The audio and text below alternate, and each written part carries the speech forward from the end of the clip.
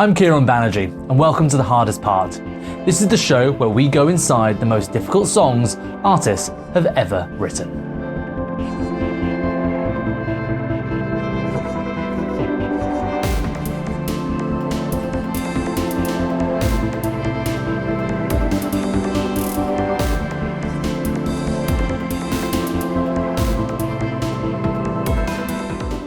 Today, I'm with Chartreuse, talking about I'm Losing It from their record Bless You and Be Well.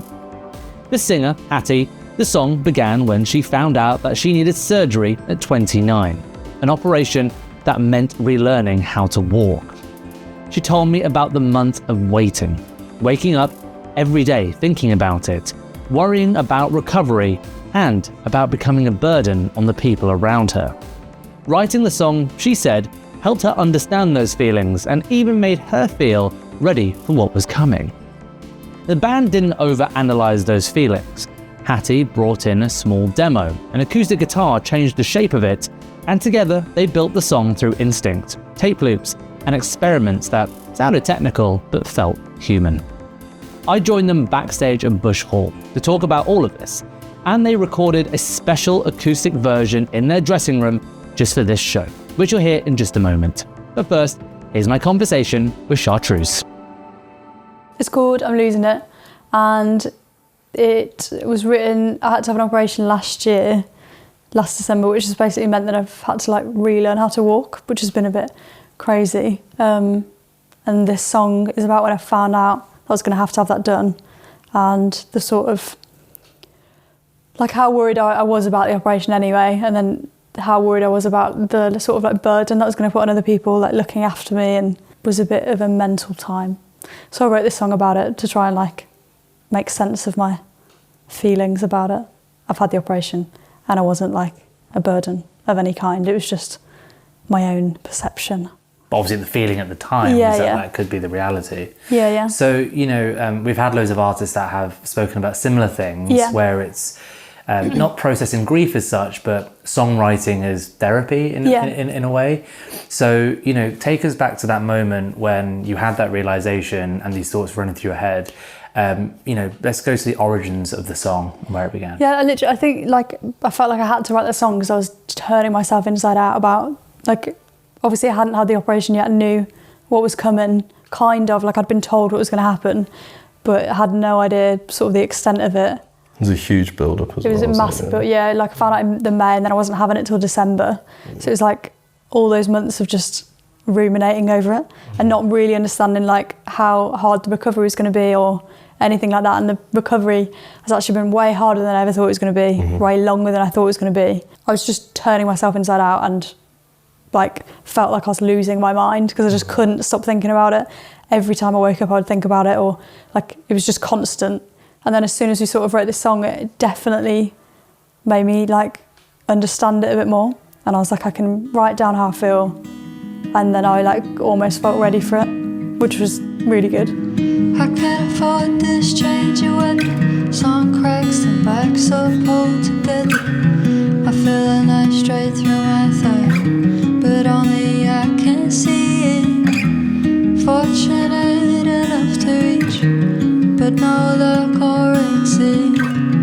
I'm losing it. How do you write something so personal to yourself and then take that to the rest of the band for them to put their personal stamp on? So how did that process look like? Because the emotions and the feelings and, even this feeling of being a burden, you're not going to feel that. So how does that sort of transpose in the studio? I think I just made a tiny demo, didn't I? And then brought it in, and then you started playing on an acoustic guitar. Which completely changed it. Yeah. I think with subject matter as well, we don't really come in with the charged feelings that the songs hold. I think it's kind of we sort of bring it in, we just don't really talk about it. It's just kind of let's serve this, feel what you've got to feel, from the lyrics that either me or Hattie they've kind of brought to the table.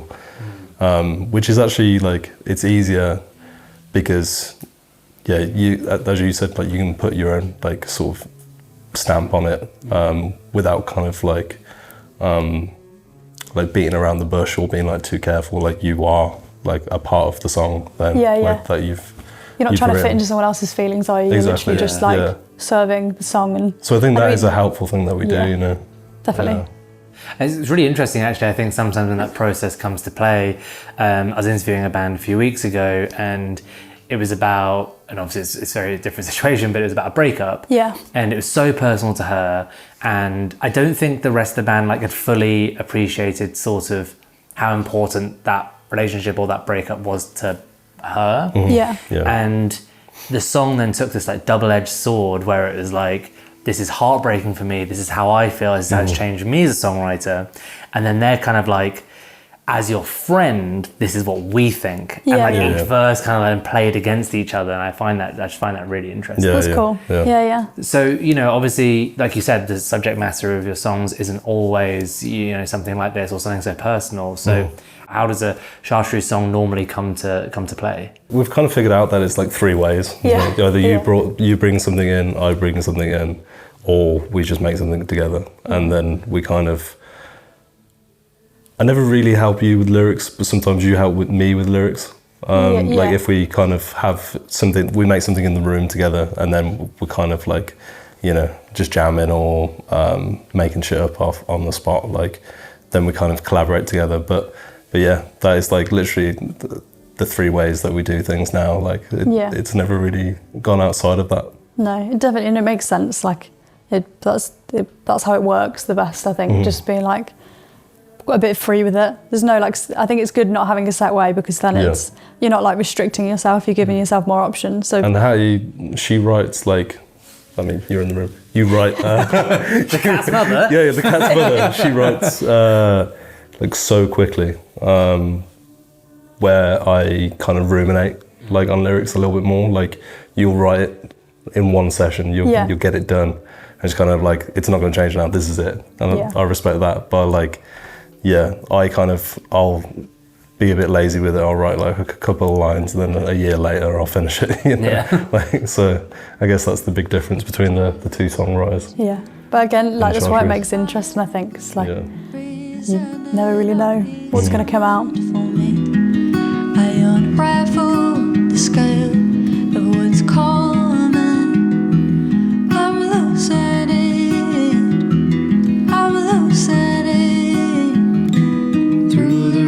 I push my fist, hope someone knows I exist. I crack a picture of blue, but only I can feel it. Drill a mark through the tabletop, just to hear the pieces drop. I'm losing it, I'm losing it for you.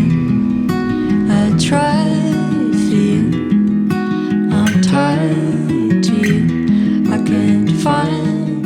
Our producer Sam and the engineer Ollie, they kind of spent a lot of time making this like huge tape loop on I think it's like a 24-track player in the studio, and they kind of like spliced this big fat like tape up into like, I don't know, they used like mic stands and stuff like to it was like all around the room, wasn't it? It's really hard to explain without showing you, but basically in Iceland. In Iceland, it wasn't that amazing studio, which is in like incredible vista, right? I've seen pictures of this place. It's so nice, man. And you can look over the ocean, right? I've seen pictures of this place. It's amazing. But basically, like the whole track is just us putting, I think like 6 seconds tape loops, and the whole song was made up of that. Wow. So you might listen to it again and kind of hear like and everything, isn't it? It's all just looped, and then we just kind of sung over it, and I think that's what gives it that like there's almost like a chug to it, like a strange like. And he kind of just got us like to go into the live room, and I just did like loads of guitar takes and stuff, and then he kind of formed the track around that. We're just messing around basically, and it was so fun to do, and like it really sounds natural. It sounds like we're actually playing it, but it's just like it's just one tape loop kind of, and then he's sort of blending between takes. You know, how do you as a band or how do you as a songwriter approach creative blocks? I do find it really hard. Like sometimes I'm so like I don't know how to describe it really. I can't write anything. Like I've got to set up in my room and I just cannot bring myself to do anything. So then I have to sort of just start writing down random lyrics or like poems, and then that usually will bring me out of it. But I think after our first record, I mean, none of us wrote anything for ages, did we? We were just so burnt out. And then this one, I feel like, bless you and be well, we've done it and we still feel like this creative juice is because flowing. it was a nice experience. Yeah. So we want to do that again. Yeah. And we haven't actually stopped really. Like I think with the first one, that was the mistake we made. We stopped writing and we were like, we need time off. Whereas that was probably the wrong thing to do, because this time we've done it and we've just been like, let's carry on, let's keep writing. And it then means that your brain doesn't have time to switch off. And because if you don't keep doing something, no matter what it is, you lose that muscle. You lose that exercise, isn't it? Yeah. Exactly. You lose the like way to do it. And I think that is true. We just haven't lost that this time, which is really good. I think it was January, like 2023. 2024. We just went to a like a little Airbnb cottage in Yorkshire. Yorkshire. Yeah. And we kind of like we were like, oh, no booze, and we're just gonna like really lock in, and we're gonna force ourselves to kind of be creative and write some songs. And that was like the most helpful thing, because literally like none of us, I don't think anyone was like playing instruments. Like we were just kind of like, the first album burnt us out so much, we were just like, oh, don't want to even play music. Like, so we were just kind of like, we want to continue doing this, obviously, like let's go somewhere, let's start the engine again. And it really worked. And like, it was really helpful. Yeah, we got some really, like, we got loads of songs out of there from the album, and we were listening to like voice notes and stuff the other day of just like while we're making breakfast, and Mike was just writing our song Fixin' just on Perry's cork. And all you can hear is like bashing and like clanging in the background of us cooking, and Mike cooking just eggs, writing these really heartbreaking lyrics and like songs, and we're just like in the background. Kind of like us recording this session during another sound check, really, isn't it? Everyone can listen out for that in a moment. Chartreuse, thank you so much for joining us. Thanks for having us, man. Thank you. Yeah, thanks so much.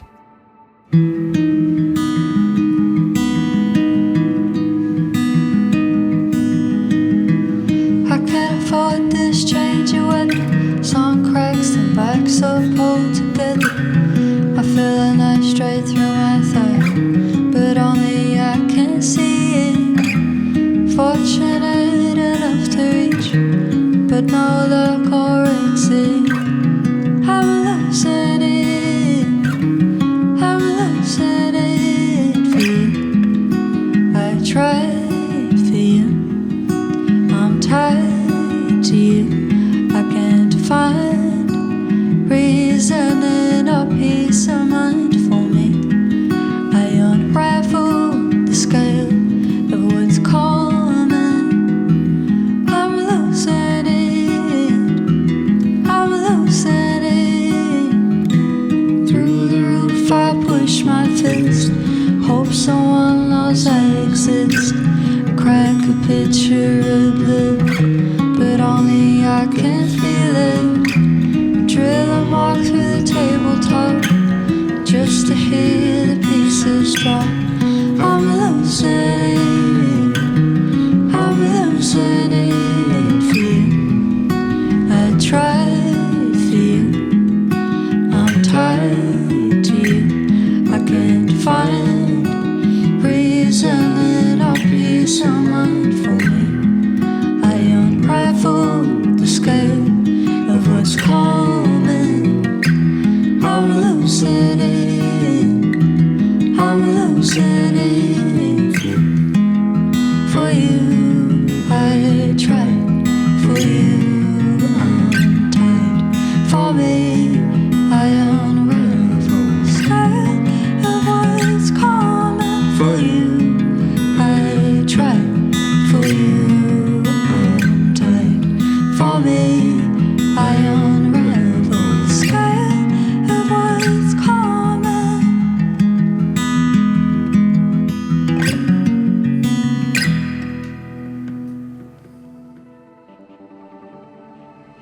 Thanks for tuning in to The Hardest Part. Make sure to leave us a review and subscribe wherever you get your podcasts. We're on all major podcast platforms, including YouTube. Until next time, I'm Kieron Banerji. We'll see you then.